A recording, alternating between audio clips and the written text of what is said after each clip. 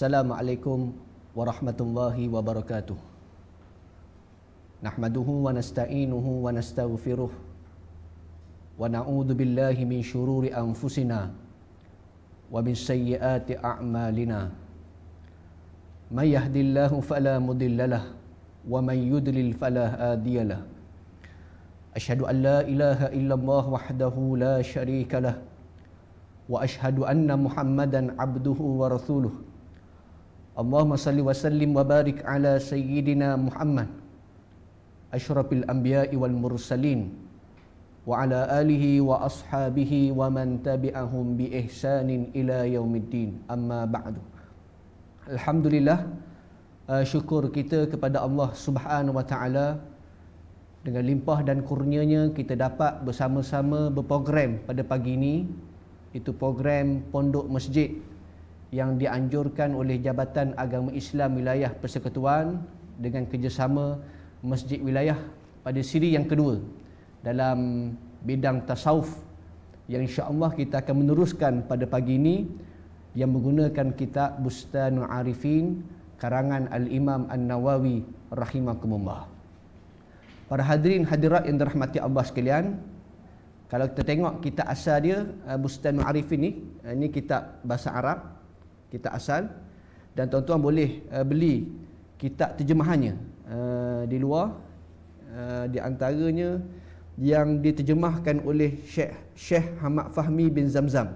Ini kitab dia, tuan-tuan boleh beli kat luar.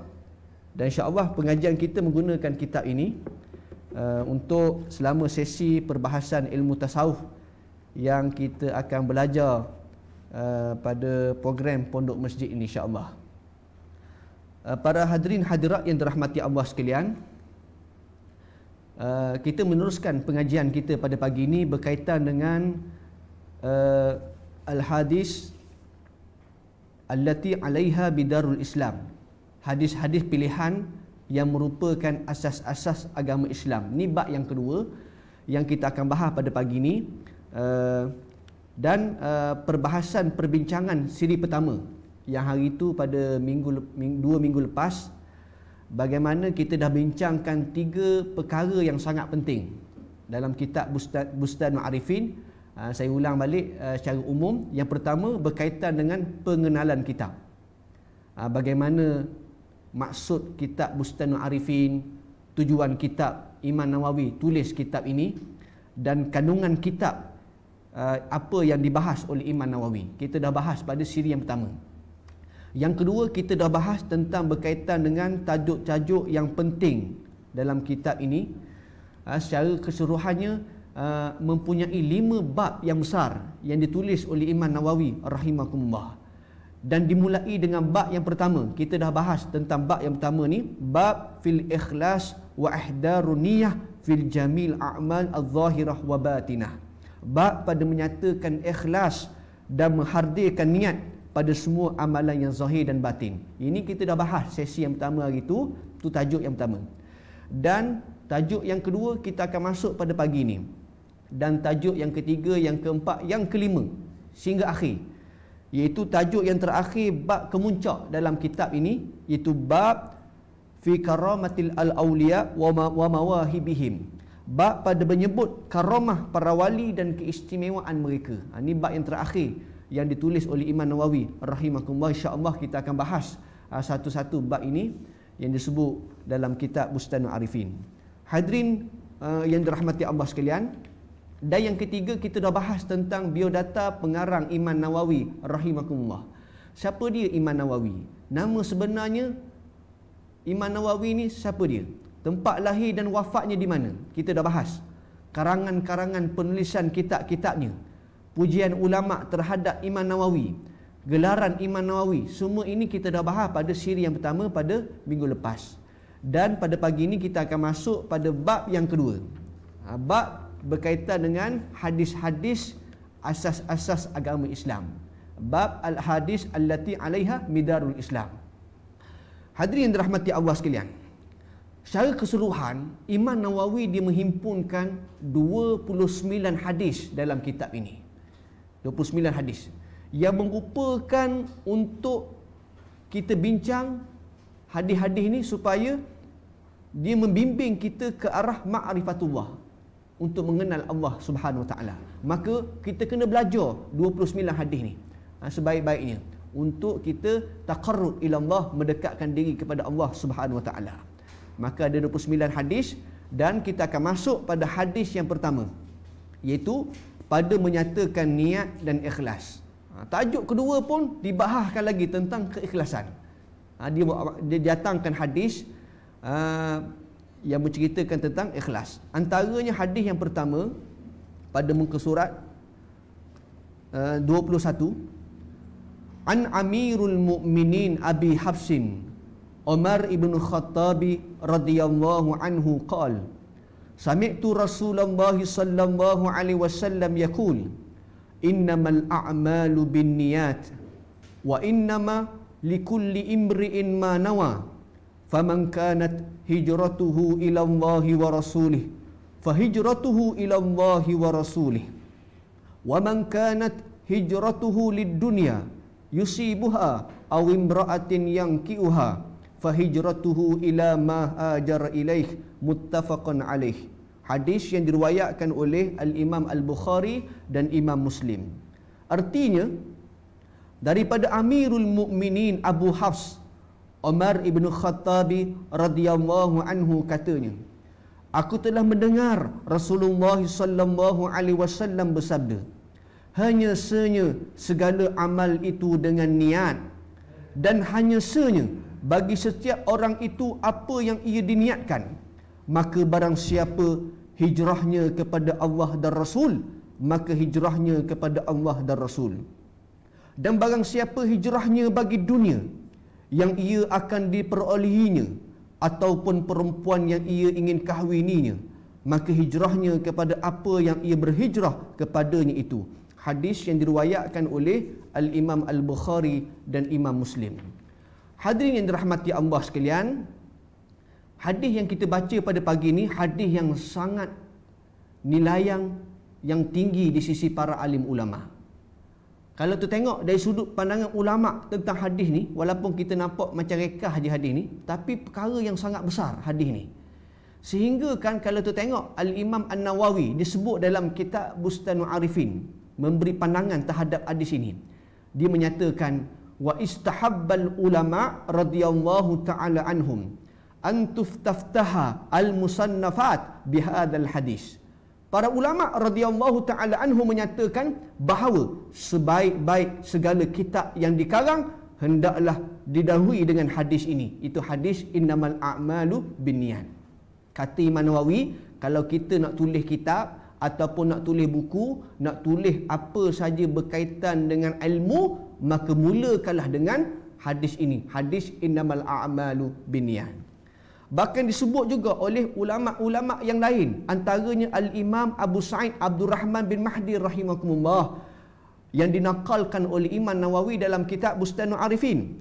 Beliau menyebut, lau sanaftu kitaban bada'tu fi awwali kullu babin minhu bihadzal hadis.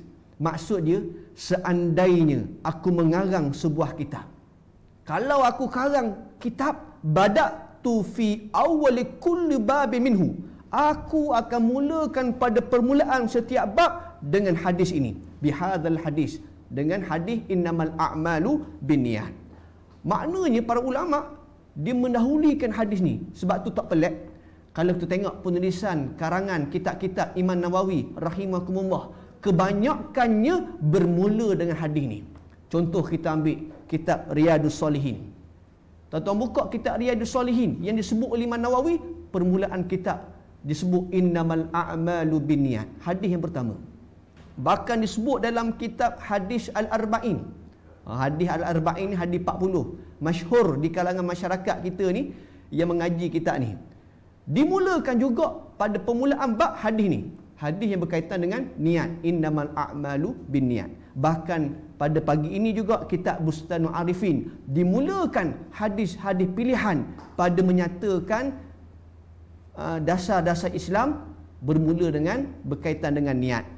Hadirat yang dirahmati Allah sekalian, saya nak cerita betapa pentingnya hadis ini di sisi para alim ulama. Bahkan kalau tuan-tuan tengok pandangan Al-Imam Syafi'i rahimakumullah. Disebut dalam kitab Bustanul Arifin. Kata Imam Syafi'i yang dinaqalkan oleh Imam Nawawi rahimakumullah, yadkhulu hadzal hadis fi 70 baban min al-fiqh. Aku telah masukkan dalam hadis ini 70 bab dalam ilmu fiqh. Hadis ni saja masuk dalam berkaitan dengan 70 bab ilmu fiqh. Betapa besarnya martabat dan nilai yang tinggi dalam hadis ni. Bahkan disebut juga oleh Al-Imam Ahmad bin Hanbal. Siapa dia Imam Ahmad bin Hanbal? Anak murid kepada Al-Imam Syafi'i rahimakumullah. Kata Imam Ahmad bin Hanbal, yadkhulu fihi thuluthul ilm. Hadis ni telah merangkumi 1/3 daripada keseluruhan ilmu. Hadis ni saja yang kita baca pada pagi ni merangkumi 1/3 ilmu. Besar tak besar peranan hadis ni. Sebab apa disebut sebagai 1/3 ilmu? Nak betapa dia merangkumi kebanyakan ilmu. Kerana kalau terbuka dalam bab ibadat saja, khusus dalam bab ibadat, tak payah buka bab-bab lain. Dalam bab ibadat saja, contohnya solat. Rukun pertama dalam solat mesti kena ada niat. Niat. Sama ada solat wajib ataupun solat sunat. Mula dengan niat. Yang kedua wuduk. Rukun wuduk yang pertama apa dia? Niat. Kita puasa. Ni nak dekat Ramadan ni. Tak? Dekat dengan Ramadan. Puasa dimulakan dengan apa? Dengan niat. Niat. Bahkan haji, tayamum, zakat dan ibadat-ibadat yang lain dia bermula dengan niat. Makna tak pelik lah kalau kita sebut ulama-ulama mempunyai pandangan yang sangat tinggi tentang hadis ni. Kerana pentingnya dalam berkaitan dengan agama kita. Baik. Mengapa kita perlu berniat? Ini persoalan. Kenapa kita perlu berniat? Kerana kata ulama, niat ini untuk menyatakan perbezaan. Sama ada satu amalan ibadat ataupun amalan adat kebiasaan. Nak beza. Nak satu ibadat kepada Allah ataupun adat kebiasaan semata-mata. Itu niat. Bezanya dengan niat. Contoh, saya ambil orang yang masuk dalam masjid. Kan ramai orang masuk dalam masjid. Tak? Orang yang masuk dalam masjid ni, ada orang dia masuk dalam masjid, dia berniat iktikaf. Berniat iktikaf. Tak sama kedudukannya orang yang masuk dalam masjid dengan duduk saja-saja. Duduk berehat dalam masjid, dia tak buat apa. Rehat juga, masuk juga dalam masjid, tapi tak niat iktikaf. Tak sama kedudukan dia di sisi Allah. Kenapa? Bezanya adalah niat. Nak beza adat dengan ibadat. Ataupun orang yang mandi kerana kewajipan syarak. Mandi mengangkat adab besar.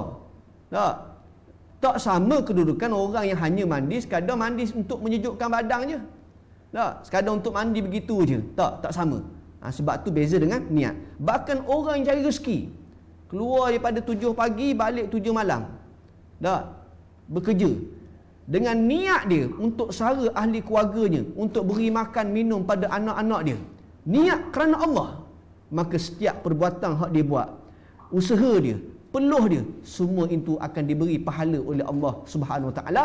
Berbeza dengan orang yang sekadar untuk bekerja, dan tiap-tiap hari bekerja, dia tak ada niat untuk sebagai ibadat kepada Allah Subhanahu Wa Taala. Itu beza. Ulama menyatakan mengapa kita perlu berniat. Kena berniat. Sentiasa berniat kerana Allah Subhanahu Wa Taala. Sebab tu kalau kita sentiasa berniat kepada Allah ni, maka hati kita ni sentiasa ingat pada Allah. Setiap benda yang kita buat, kita ingat pada Allah. Setiap benda kita buat, kita niat kerana Allah. Maka hati kita akan hidup. Sebab tu disebut dalam kitab Fiqh Al-Mazahib Al-Arba'ah yang ditulis oleh Abdul Rahman Al-Jaziri rahimakumullah. Beliau menyatakan bahawa di sana ada kelebihan bagi orang yang sentiasa berniat kerana Allah. Setiap perkara yang dia buat, perbuatan-perbuatan yang dilaksanakan, dia bersandarkan kepada Allah. Di sana ada kelebihan. Apa dia? Yang pertama, kata Syekh Abdul Rahman Al-Jaziri, bahawa Allah Subhanahu Wa Taala akan memudahkan ia duduk di atas jalan yang lurus. Allah Subhanahu Wa Taala akan pimpin hatinya, pelihara hatinya supaya tidak terpesong. Itu kelebihan bagi orang yang sentiasa menghidupkan dirinya dengan niat bersandarkan kepada Allah Taala. Hatinya akan dipelihara oleh Allah. Yang kedua, dan orang-orang yang sentiasa bersolat. 5 kali sehari dia solat. pada permulaan solat tu dia berniat. Tak, niat daripada pagi, subuh, zuhur, asar, maghrib, isyak, niat tu hadir kerana Allah. Maka kata ulama Al-Imam Abdul Rahman Al-Jaziri, Allah Ta'ala akan melahirkan sifat mulia dalam diri dia. Akan lahir sifat-sifat mulia dan mengikis sifat kotor yang ada dalam diri dia. Sifat-sifat kotor yang ada dalam diri dia, sifat mazmumah, ujub, riak, sum'ah, khianat, hasad, semua sekali akan dibersihkan, dikikis disebabkan kita sentiasa berniat kerana Allah, sentiasa ingat kepada Allah, maka menyebabkan lahir sifat-sifat mulia dalam diri kita. Ini di antara kelebihan disebut oleh ulama tentang berkaitan orang yang sentiasa menghadirkan niat kerana Allah. Muslimin dan muslimat hadirin yang dirahmati Allah sekalian, kita masuk perbahasan hadis ni. Hadis yang kita sebut yang kita baca pada pagi ni, kita cuba tengok. An Amirul Mukminin Abi Hafsin Umar ibn Khattab radhiyallahu anhu qala, daripada Amirul Mukminin Abi Hafs Umar ibn Khattab radhiyallahu anhu qala. Hadis ni diriwayatkan oleh Sayyidina Umar ibn Khattab radhiyallahu anhu. Sayyidina Umar disebut sebagai Amirul Mukminin. Apa maksud Amirul Mukminin? Disebut oleh Mustafa Abdul Rahman dalam kitab penulisan dia. Dia kata maksud Amirul Mukminin ni ialah raja segala orang yang beriman. Menggunakan bahasa lama, raja segala orang beriman. Maksudnya ketua. Ketua ataupun pemimpin orang yang beriman. Sebab tu digelar sebagai Amirul Mukminin, kerana Sayyidina Umar menjadi khalifah setelah Sayyidina Abu Bakar As-Siddiq radhiyallahu anhu, maka digelar sebagai Amirul Mukminin. Itu yang pertama. Baik, kemudian lapas yang kedua, Sayyidina Umar juga disebut sebagai Abi Hafs. Apa makna Abi Hafs?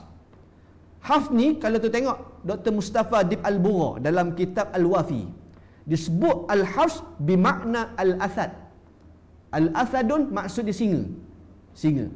Wa Abu Hafsin, yang dimaksudkan dengan Abu Hafsin, kunyah lil Umar ibn Khattab radhiyallahu taala anhu. Kunyah, nama julukan, nama panggilan Sayyidina Umar disebut sebagai Abu Hafs. Abu Hafs maksud dia bapak singa. Sayyidina Umar ni digelar sebagai bapak singa, bukan singa, bapak singa. Kenapa digelar sebagai bapak singa? Kerana Sayyidina Umar ni sebagai seorang sahabat Nabi yang terkenal dengan keberaniannya, yang terkenal dengan kepahlawannya, seorang sahabat Nabi yang tegas, hebat dia. Ini izzah, kemuliaan Allah beri kepada dia. Tak? Orang Terengganu kata bekeng. Tuan-tuan bekeng. Kalau ada orang Terengganu dalam ni, boleh respon. Tak? Saya orang Terengganu. Bekeng, istilah bekeng. Bekeng, garangnya Sayyidina Umar ni, bekeng. Kalau bahasa lain cengeng. Cengeng ke cengar kan? Cengar tu hak pitu kayu tau. Tak, cengeng. Sayyidina Umar ni cengeng. Tak, sebab tu tak pelik disebut dalam satu hadis yang diriwayatkan oleh Nabi SAW. Sayyidina Umar ni dia pernah berjalan satu lorong di Madinah. Sayyidina Umar berjalan. Bila Sayyidina Umar berjalan, Nabi sebut dalam hadis, lorong yang dilalui oleh Sayyidina Umar tidak dilalui oleh syaitan. Syaitan tak lalu lorong yang dilalui oleh Sayyidina Umar. Kenapa? Kerana takut pada Sayyidina Umar. Syaitan lalu kot jalan lain. Ni hebatnya Sayyidina Umar. Izzah, kemuliaan Allah beri kepada dia. Ketegasan dia, hebat. Syaitan pun takut. Kita nak beza dengan Sayyidina Umar, syaitan tak takut dengan kita. Kena molek syaitan duk keliling atas kepala kita. Molek-molek ada. Tak, duk main atas kepala. Molek ada pula, kita pula hak syaitan. Tu beza kita dengan Sayyidina Umar. Sayyidina Umar ada kemuliaan yang Allah beri kepada dia. Ni kelebihan lah disebut. Yang kedua disebut dalam riwayat yang lain, Sayyidina Umar ni kalau dia berjalan, dia akan bawa kayu pemiat, kayu kecil pemiat. Nah, kalau dia jumpa orang buat silap, dia piak lalu. Dia piak. Kalau ada orang langgar perintah Allah, dia piak. Ni Sayyidina Umar. Tegah dia. Sebab tu kalau zaman kita ni ada Sayyidina Umar, ustaz tu imam kena piak belaka dah. Tegahnya Sayyidina Umar ni. Sebab tu tak pelik dalam hadis ni disebut sebagai Abi Hafs, bapak singa. Kerana dia adalah sahabat Nabi yang tegas, yang dalam melaksanakan keadilan pada masyarakat pada umumnya.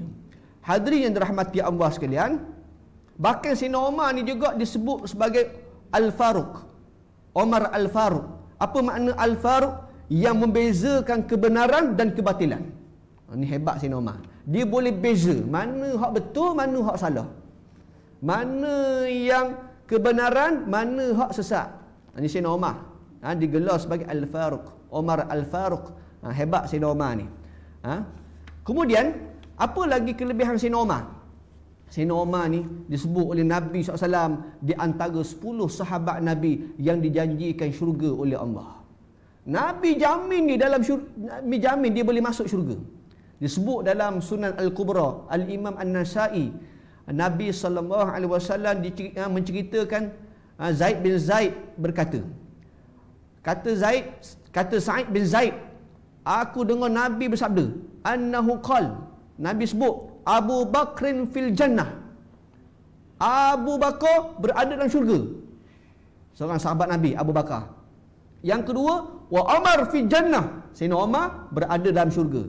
Wa Ali fil jannah, Ali berada dalam syurga. Wa Osman fil jannah, Osman berada dalam syurga. Wa Talhah wa Zubair fil jannah, Talhah dan Zubair dalam syurga. Wa Abdurrahman bin Auf fil jannah, Abdurrahman bin Auf juga dalam syurga. Wa Sa'ad bin Malik dalam syurga, Sa'id bin Zaid dalam syurga, Abu Ubaidah bin Jarrah dalam syurga. Ke-10 sahabat Nabi hak Nabi sebut namanya dijamin syurga oleh Allah Subhanahu Wa Taala. Ini hebatnya. Jaminan daripada Nabi sallallahu alaihi wasallam, ahli syurga. Kita tak ada jaminan tu dah. Tak ada jaminan, belum ada jaminan lagi. Tak ada jaminan lagi. Sebab tu bila kita tak ada jaminan masuk dalam syurga, tak ada jaminan, maka kita kena usaha sungguh-sungguh, beramal-amal soleh. Menuntut ilmu bersungguh-sungguh. Sebab kita tak ada jaminan. Sedangkan sahabat Nabi tu pun ada jaminan, mereka itu bersungguh beramal soleh. Dah ada jaminan daripada Nabi, tapi mereka itu beribadat cukup hebat, sahabat-sahabat Nabi. Apatah lagi hak kita ni yang belum ada jaminan. Tak ada sebut pun nama kita ahli syurga, ada? Tuan-tuan, tak ada. Contohlah kalau ada jaminan, tuan-tuan. Contoh, ni contoh ni. Contoh kalau masjid lepas solat Jumaat, pengurusi masjid dia umum. Dia kata insya-Allah lepas solat Jumaat ni kita akan senaraikan 100 ahli syurga. Kita akan tampar di papan kenyataan, tuan-tuan boleh tengok, tuan-tuan boleh baca. Siapa 100 orang ahli syurga. Tengok-tengok nama kita ada. Nombor 10 di antara orang yang masuk ahli syurga. Rasa-rasa tuan-tuan nak mari tak masjid lepas tu? Haji Mak, kerana lama sangat tak jumpa Haji Mak ni ke masjid. Hamba ahli syurga dah. Dah hari dah ke masjid. Ahli syurga dah. Warna Haji Mak dah mari pondok masjid ni, hari tu mari, ni dah hari dah. Hamba ahli syurga dah. Dah hari dah ahli syurga. Tu kalau ada jaminan tu tak. Sebab tu kita ni kena beramal sungguh-sungguh, tak ada jaminan. Sahabat Nabi hak ada jaminan pun bersungguh beramal, melakukan amal soleh. Datang ke masjid, beribadat pada Allah Subhanahu Wa Taala. Ni di antara kelebihan Sayyidina Umar, di antara sahabat Nabi yang dijanjikan syurga oleh Allah Subhanahu Wa Taala. Dalam kita membicarakan tentang Sayyidina Umar, saya nak sebut satulah tentang berkaitan dengan satu riwayat yang masyhur di kalangan masyarakat kita, yang banyak tersebar dalam Instagram, dalam internet, yang menceritakan tentang keburukan Sayyidina Umar. Apa dia keburukan Sayyidina Umar? Sayyidina Umar pada zaman jahiliah pernah membunuh anak perempuannya, telah menanam hidup-hidup anak perempuannya dalam tanah. Cerita ni disebar. Rupa-rupanya bila kita tengok, tidak ada satu riwayat pun yang menyatakan begitu. Riwayat ini riwayat palsu, tak ada sumber. Bahkan direka oleh musuh-musuh Islam untuk memburuk-burukkan Sayyidina Umar. Tuan-tuan, maka kita ni orang Islam yang beriman, jangan sebar berita ni. Cerita bagaimana Sayyidina Umar zaman jahiliah dia bunuh anak perempuan dia. Kerana pada zaman jahiliah hari itu, kalau betul Sayyidina Umar dia bunuh anak perempuannya, maka tak akan hidup Hafsah binti Umar. Hafsah ni siapa dia? Hafsah ni anak Sayyidina Umar, Hafsah binti Umar, yang berkahwin dengan Nabi SAW. Salah seorang isteri Nabi SAW bernama Hafsah. Ini anak Sayyidina Umar. Kalau betul Sayyidina Umar bunuh, maka Sayyidina Umar dah bunuh dah Hafsah ni. Sebab Hafsah ni lahir pada zaman jahiliah. Lahir. Maka riwayat ni riwayat yang palsu. Jangan kita sebar tentang pembunuhan Sayyidina Umar terhadap anak perempuan. Memang betul berlaku zaman jahiliah. Hari itu mereka membunuh anak-anak perempuan. Memang betul. Tapi Sayyidina Umar tak melakukan perkara tu. Baik. Sebab tu kita kena hati-hati. Kerana kita bimbang, takut-takut kita telah mencela, menghina sahabat Nabi, iaitu Sayyidina Umar ibn Khattab. Nabi melarang kita menghina sahabat. Disebut dalam satu hadis yang diriwayatkan oleh Imam Bukhari dan Imam Muslim, Nabi kata, la tasubbu ashabi. Nabi kata, jangan kamu menghina sahabat-sahabat aku ni. Jangan kamu melekeh-lekehkan sahabat aku ni. Jangan hina. Falau anna ahadakum anfaqa misla Uhud zahaban. Jika sekiranya ada dengan kamu yang boleh menginfakkan emas sebanyak bukit Uhud. Dia nak infakkan harta je, emas sebesar bukit Uhud. Besarnya, banyaknya hartanya nak infak. Sebesar bukit Uhud. Kata Nabi, ma balagha mudda ahadihim wala nathifahu, kata Nabi. Maka tidak akan sama dengan segantang ataupun setengah gantang yang diinfakkan oleh sahabat-sahabat Nabi oleh mereka. Tak sama. Tak cukup walaupun segantang, walaupun kamu nak infak sebesar bukit Uhud emas, tak boleh nak sama dengan segantang yang diberikan oleh sahabat-sahabat Nabi. Kedudukannya sangat istimewa di sisi Allah, di sisi Nabi sallallahu alaihi wasallam. Sebab tu dalam hadis yang lain Nabi kata, yang diriwayatkan oleh Imam Bukhari, Nabi sebut khairun nas qarni. Sebaik-baik manusia adalah manusia yang berada di kurun aku, itu para sahabat. Tak. Thummal ladzi yalunahum. Kemudian orang yang menuruti mereka. Siapa dia? Para tabi'in. Thummal ladzina yalunahum. Kemudian orang yang menuruti mereka. Siapa dia? Tabi'in. 3 generasi ni Nabi kata sebaik-baik manusia, kata Nabi. Sebab tu hati-hati dalam kita menyebarkan riwayat yang boleh menjatuhkan, menghina sahabat-sahabat Nabi, khususnya Sayyidina Umar bin Khattab radhiyallahu ta'ala anhum. Baik. Disebut dalam kitab Al-Aqidah At-Tahawiyah, Syekh Al-Imam At-Tahawi disebut di komentar, kita ni kena mencintai sahabat Nabi dan jangan melampau. Tak, jangan melampau sangat sampai kita bertuhankan. Jangan. Tak, kita kena cinta sahabat Nabi. Tidak menyisihkan salah seorang daripada mereka. Kita benci dan marah kepada orang yang membenci mereka. Siapa hak benci sahabat, kita benci pada dia. Kita tidak sebut tentang mereka melainkan perkara yang baik-baik saja. Tak, cerita benda baik. Mencintai mereka adalah sebahagian daripada agama dan iman. Membenci mereka adalah perbuatan yang kufur, nifak dan merupakan sikap yang melampau. Ini disebut dalam kitab Al-Aqidah At-Tahawiyah. Siapa hak benci sahabat, siapa yang menghina sahabat, boleh menyebabkan sampai tahap boleh jadi nifak, boleh kufur terhadap diri dia. Justru maka kita jangan caci ataupun menghina sahabat Nabi. Perbuatan yang haram dan boleh keimanannya boleh dipetikai. Tak, imannya boleh petikai. Sebab apa? Dia menghina sahabat-sahabat Nabi sallallahu alaihi wasallam. Hadirin hadirat yang dirahmati Allah sekalian. Itu Sayyidina Umar. Baik, apa kata Sayyidina Umar? Qala sami'tu Rasulullah sallallahu alaihi wasallam yaqul, aku telah mendengar Nabi sallallahu alaihi wasallam bersabda.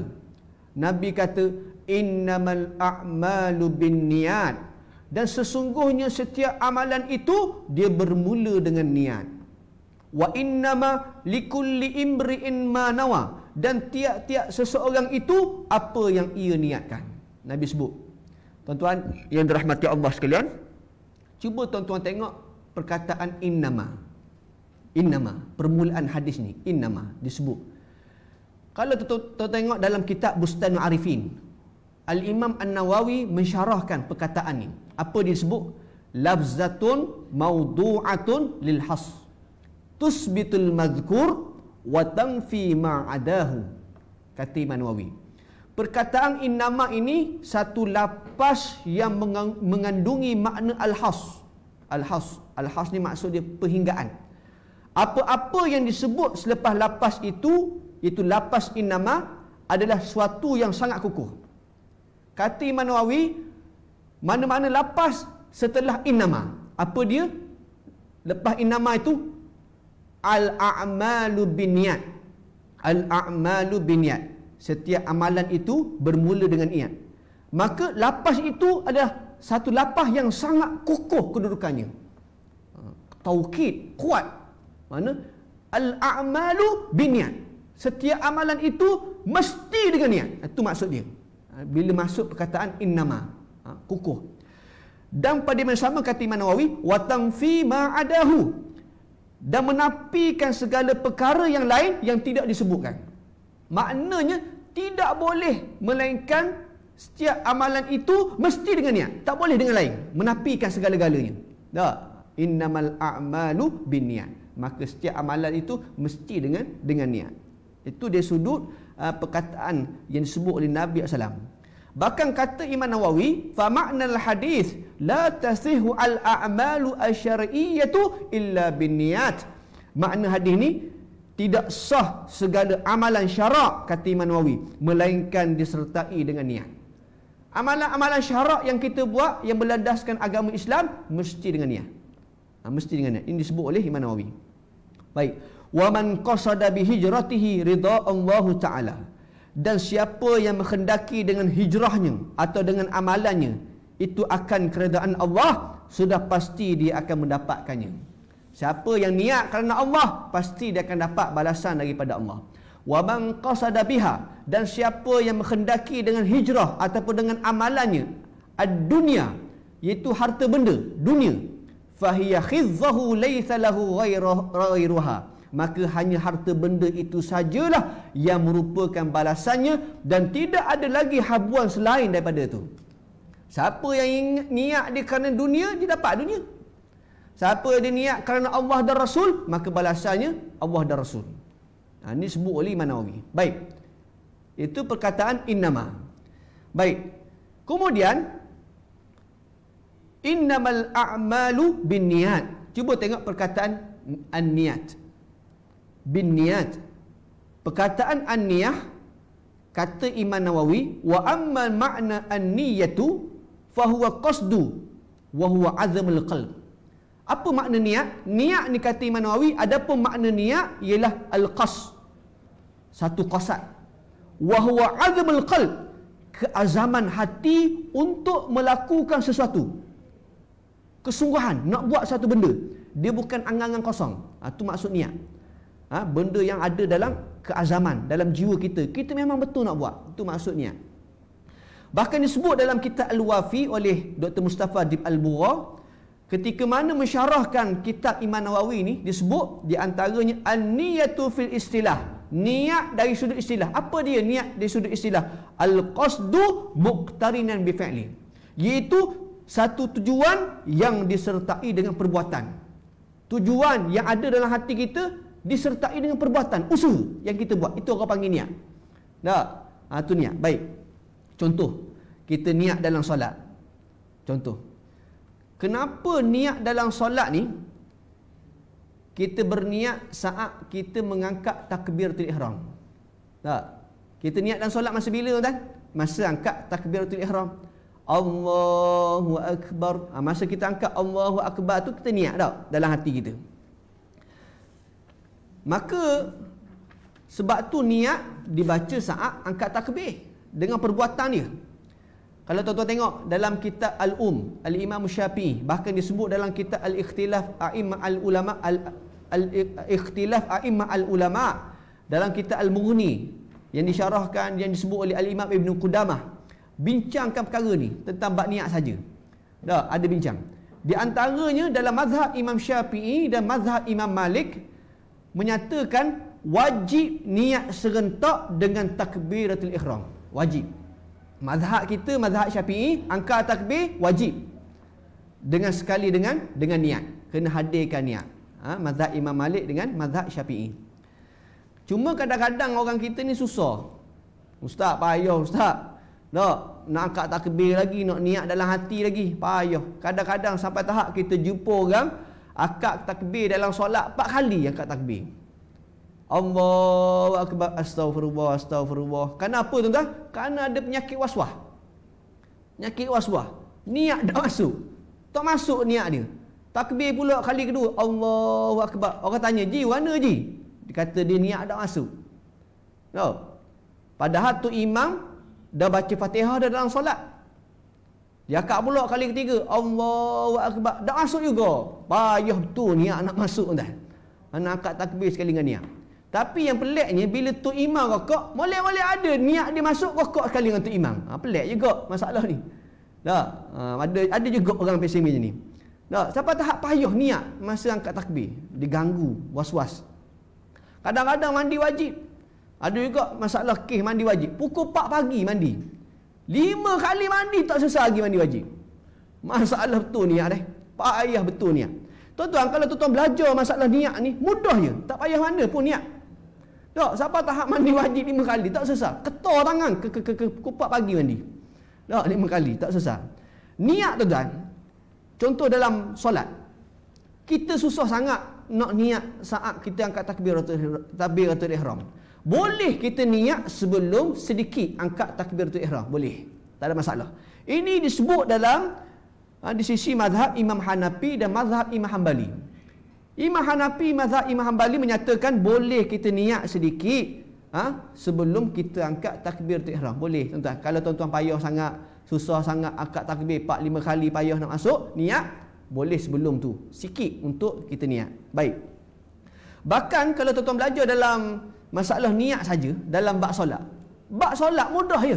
Tuan-tuan buka dalam kitab Raudatul Talibin yang dikarang oleh Imam Nawawi rahimakumullah. Syarat niat dalam solat je, saat kita solat ada 3 je syarat dia. Tuan-tuan, selama ni tuan-tuan solat, masa saat tuan-tuan niat angkat takbir, mesti kena ada 3 syarat. 3 syarat ni saja. Apa dia? Yang pertama, kena ada qasad. Apa qasad tuan-tuan? Qasad, kena ada qasad. Saat tuan-tuan berniat nak solat, angkat takbir, kena ada qasad. Apa dia? Bagi, apa makna qasad? Bagi membezakan amalan lain. Tak, yang kita sebut lapas solat, usolli tu. Tak, aku solat. Itu orang panggil qasad. Tak, aku nak semayang ni bukan nak puasa, aku nak semayang. Itu orang panggil qasad. Yang kedua orang panggil ta'arud. Ta'arud ialah melintaskan niat. Melintahkan niat fardu dalam hati. Kita lintas niat solat fardu. Tak, ta'arud orang panggil. Nak beza solat fardu dengan solat sunat. Itu beza. Yang ketiga, ta'yin. Ta'yin membezakan jenis-jenis solat. Ya, usolli yang kita sebut lapas niat. Usolli fardu. Aku semayang fardu. Fardu apa aku semayang? Ta'yin. Apa dia ta'yin? Zuhur. Aku solat fardu zuhur. Itulah niat. Tak, masa angkat takbir. 3 syarat ni saja kena ada. Dah hak panjang-panjang tu ustaz, 3 rakaat tunai kerana Allah Ta'ala, hak tu bunga-bunga belaka. Kata ulama kalau tak niat pun tak apa, tak ada masalah. Dah, 3 syarat ni saat kita angkat takbir, maka yang inilah syarat yang disebut kena ada di sisi mazhab Imam Syafi'i. Ingkah aku solat fardu zuhur.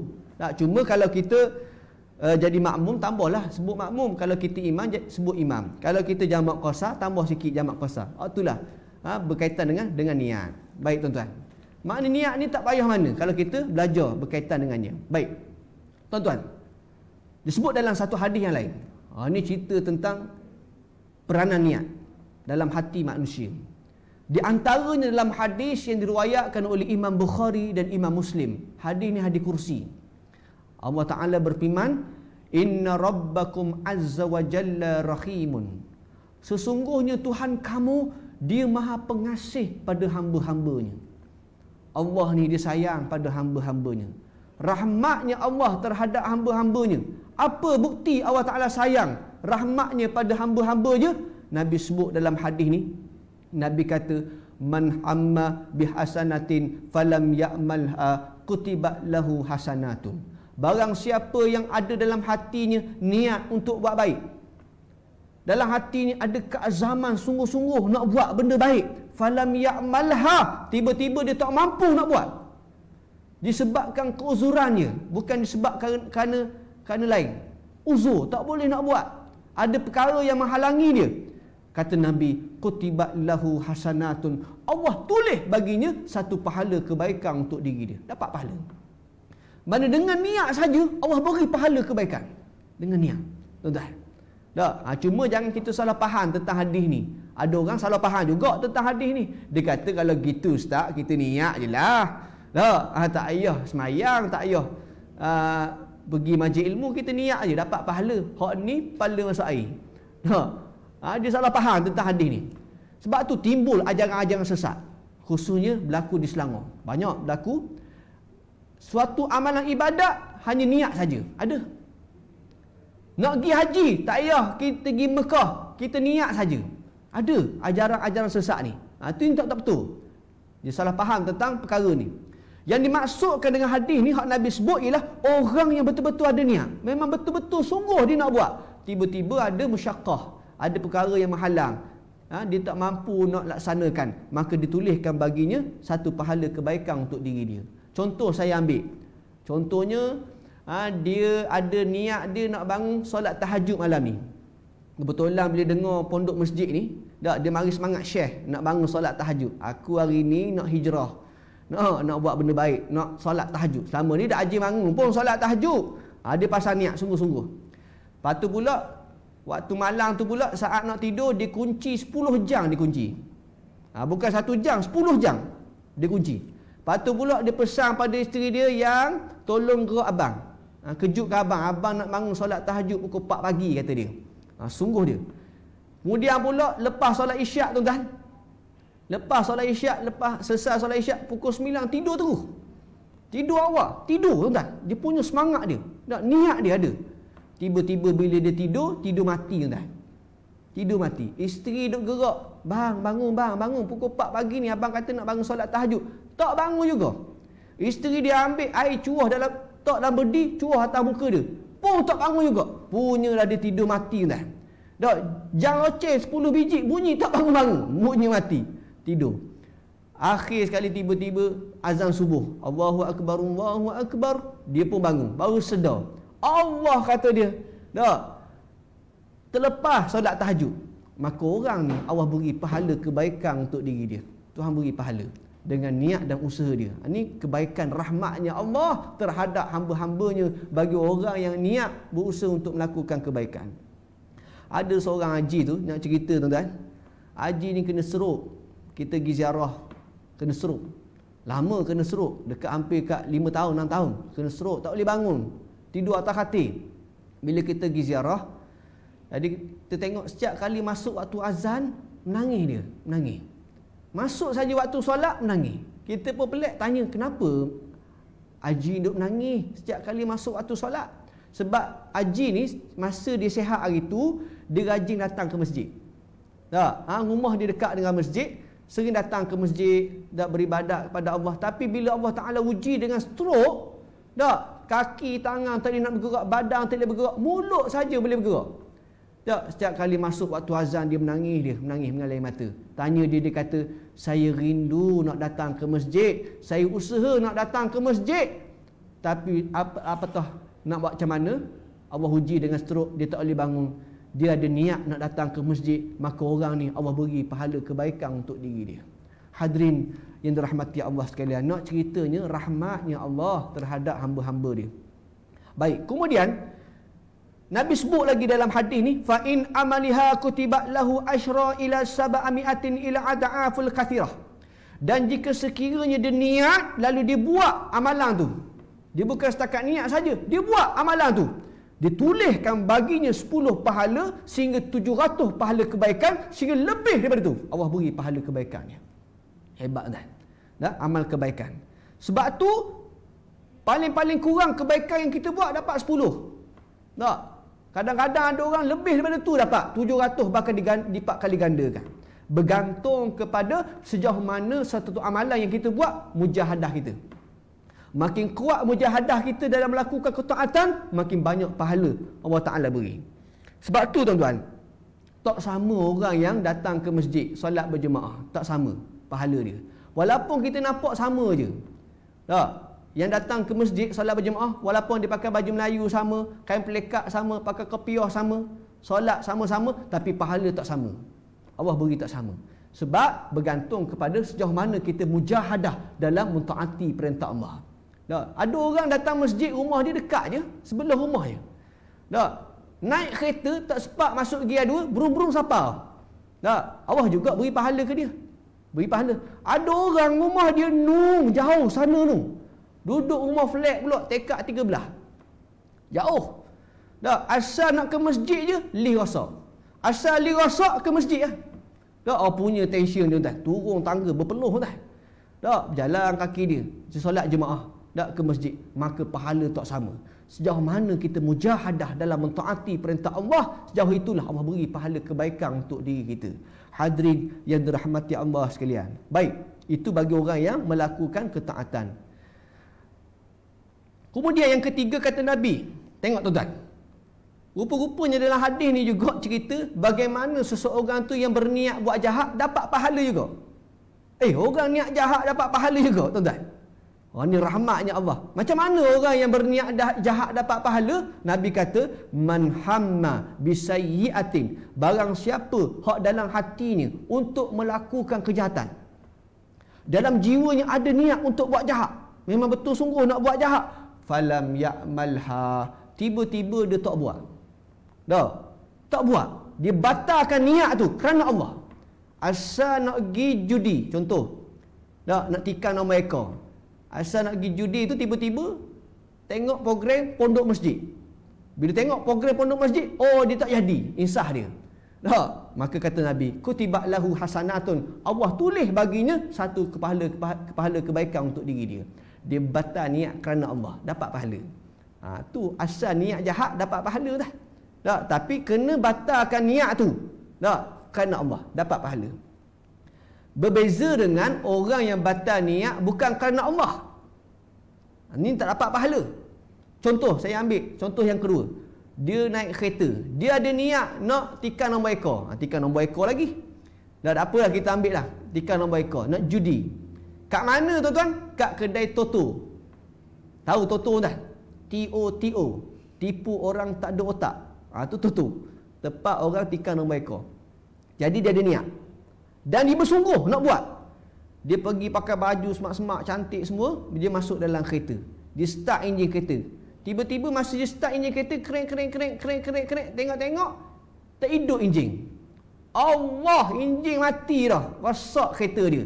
Tak jadi lah aku nak pergi nak tikam nombor ekor ni. Maka orang ni tak dapat pahala.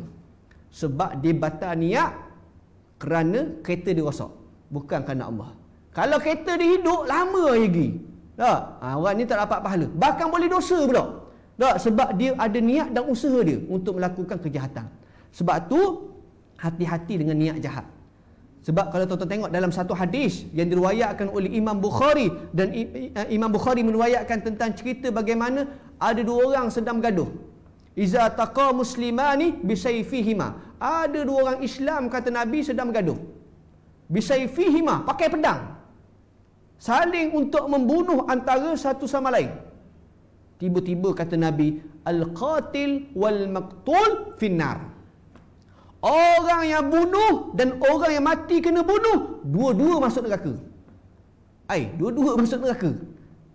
Lalu sahabat Nabi tanya, ya Rasulullah, fama balil maqtul? Rasulullah, orang yang kena bunuh tu padanglah masuk neraka. Orang hak mati kena bunuh ni pun kenapa masuk neraka juga? Sedangkan dia dibunuh. Nabi SAW sebut dalam hadis, Nabi kata, innahu kana harisan ala qatli sahibihi. Kerana orang mati hak bunuh ni, kena bunuh, dia ada niat juga dan usaha untuk bunuh.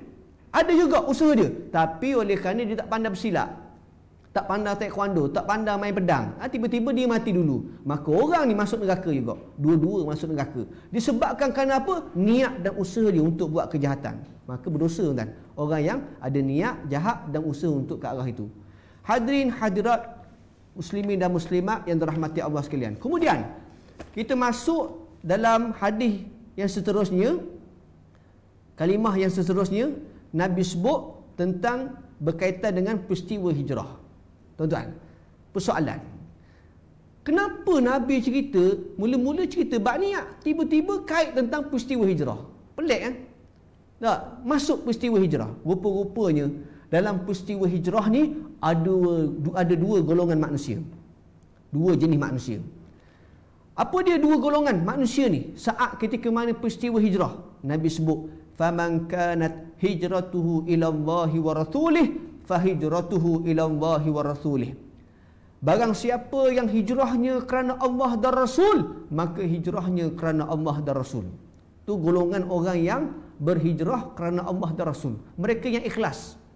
Rupanya dalam peristiwa hijrah ni ada dua golongan. Orang yang ikhlas dan orang yang tidak ikhlas. Dua golongan. Yang kedua kata Nabi, "Wa man kanat hijratuhu lid-dunya." Barang siapa yang hijrahnya kerana dunia. Dunia. Apa makna dunia? Dunia ni diambil daripada perkataan dunum. Dunum ni maksud dia dekat. Dia mengharapkan balasan yang dekat sehingga dia meninggalkan balasan yang jauh, itu hari akhirat. Dia utamakan balasan yang dekat dan meninggalkan balasan yang jauh, itu hari akhirat. Itu perkataan dunu, diambil daripada perkataan dunu, dunia. Dan ataupun diambil daripada perkataan dana'atun. Dana'atun maksudnya kehinaan. Hina. Sebab apa jadi hina? Kerana dia mengutamakan hidup dunia sehingga mengabaikan akhirat. Itu dana'ah. Tak? Sehingga dia tinggalkan akhirat. Itu perkataan dunia. Dan siapa yang berhijrah kerana dunia, yusimuha, apa yang ia ingin perolehinya, awimra'atin yang kiuha, ataupun perempuan yang ia ingin kahwininya, fahijratuhu ila ma ajra ilaih, maka hijrahnya kepada apa yang ia berhijrah kepadanya itu. Hadirin yang dirahmati Allah sekalian, dalam peristiwa hijrah, golongan yang pertama adalah golongan yang ikhlas. Betul-betul ikhlas kerana Allah. Siapa dia tuan-tuan? Disebut oleh Abu Khalid Al-Marwan dalam kitab Sirah Nabawiyah. Cerita bagaimana sahabat Nabi ni yang sanggup meninggalkan anak dan isteri semata-mata kerana Allah dan Rasul. Hebat, tuan-tuan. Siapa dia, tuan-tuan? Abu Salamah. Abu Salamah. Tuan-tuan, Abu Salamah ni di antara sahabat Nabi yang terawal yang berhijrah ke Madinah sebelum Bai'ah Al-Qabah Al-Kubra. Ini hebatnya Abu Salamah, orang yang terawal yang berhijrah. Pada asalnya dia nak berhijrah bersama anak dan isteri dia. Dia bawa anak dan isterinya. Tiba-tiba terhalang. Keluarga isterinya menghalang anak je itu, isterinya, untuk berhijrah. Maka Abu Salamah meninggalkan isterinya. Bahkan juga terhalangnya keluarga di sebelah Abu Salamah sendiri. Abu Salamah pun, keluarga dia pun ambil anak dia, tak kasih untuk berhijrah, yang menyebabkan Abu Salamah berhijrah seorang diri. Seorang diri meninggalkan anak dan isteri sebab terhalang oleh keluarga belah mertua dan keluarga sendiri, supaya tidak berhijrah. Hadirin yang dirahmati Allah sekalian, sehinggalah Ummu Salamah setiap pagi keluar ke padang pasir. Pagi keluar ke padang pasir, petang dia balik menangis. Menangis dia, tuan-tuan, berpisah dengan Abu Salamah.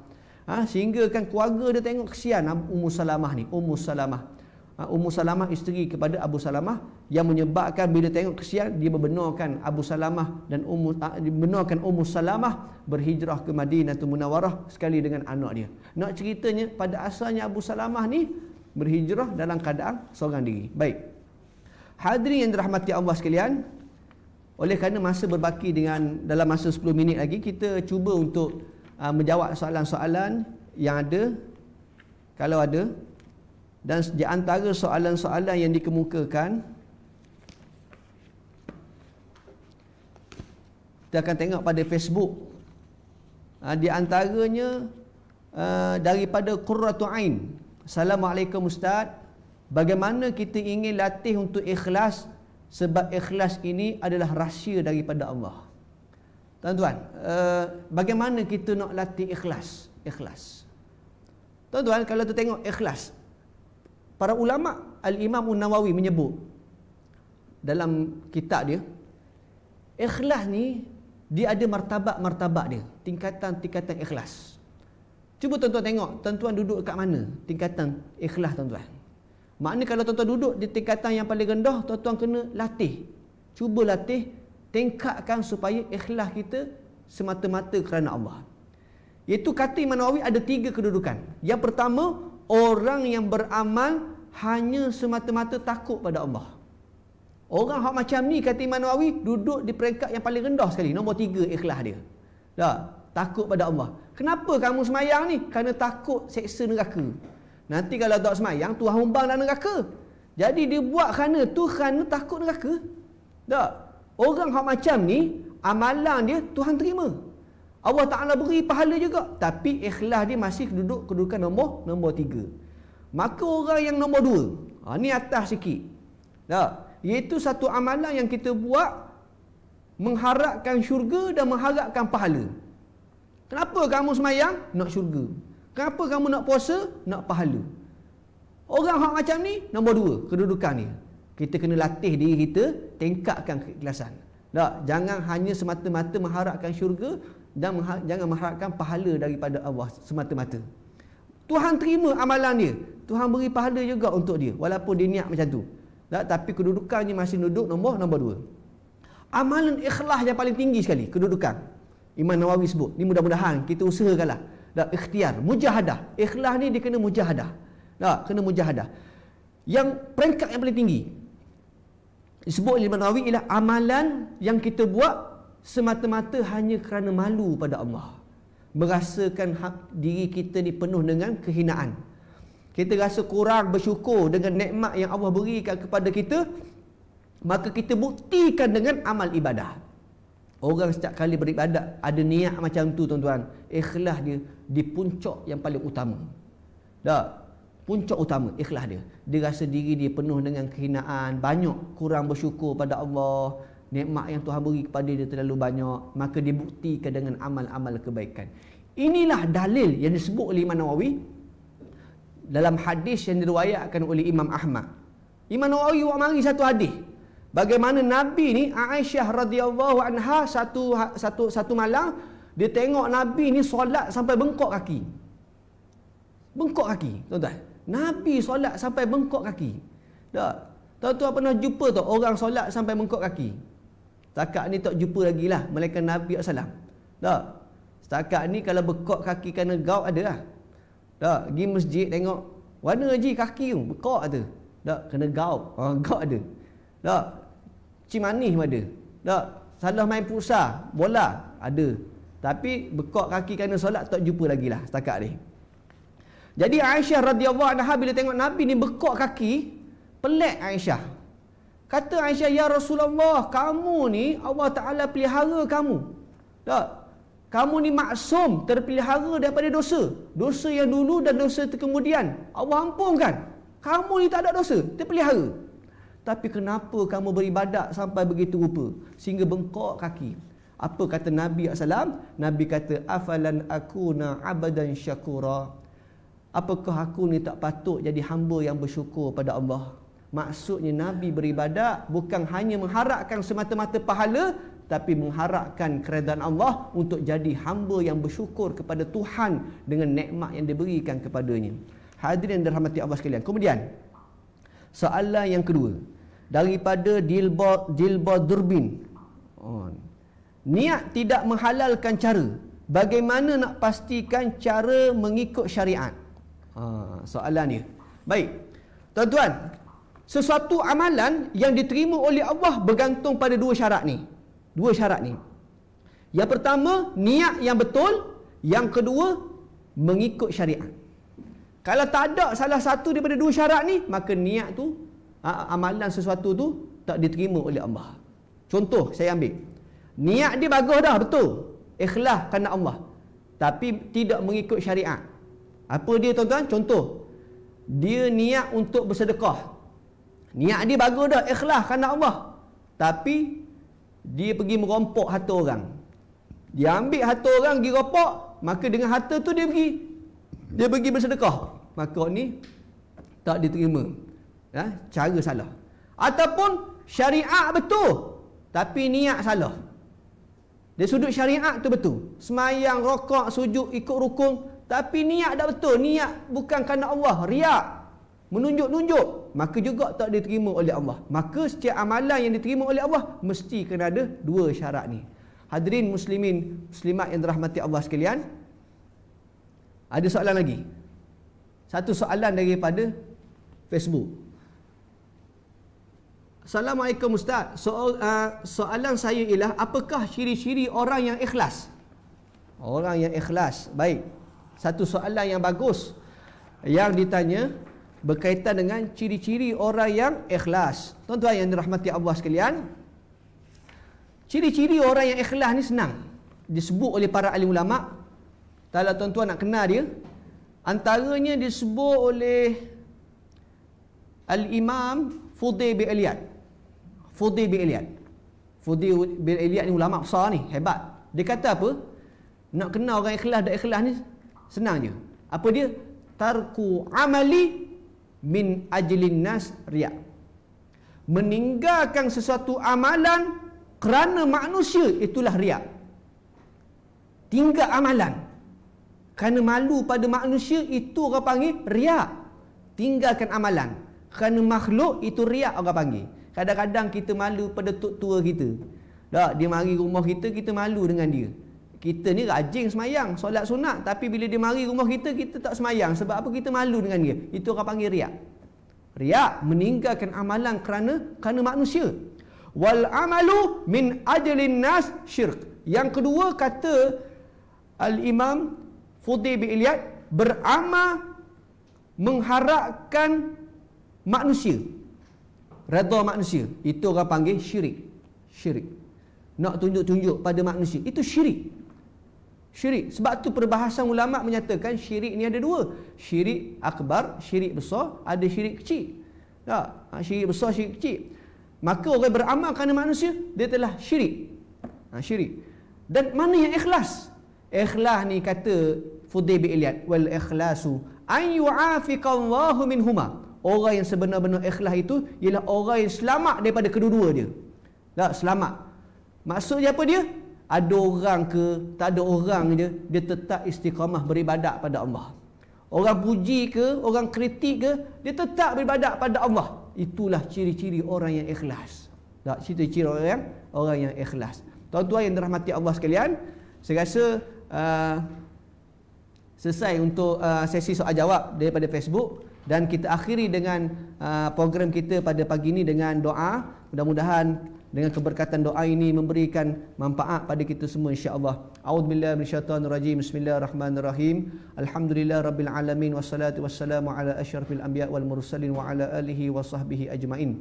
Allahumma faqihna fid din wa 'allimna at-ta'wil wahdinas siratal mustaqim, siratal ladzina an'amta 'alaihim minan nabiyyin was-siddiqin wasyuhada'i was-salihin wa hasuna ulaika rafiqa ya rabbal alamin walhamdulillahi rabbil alamin.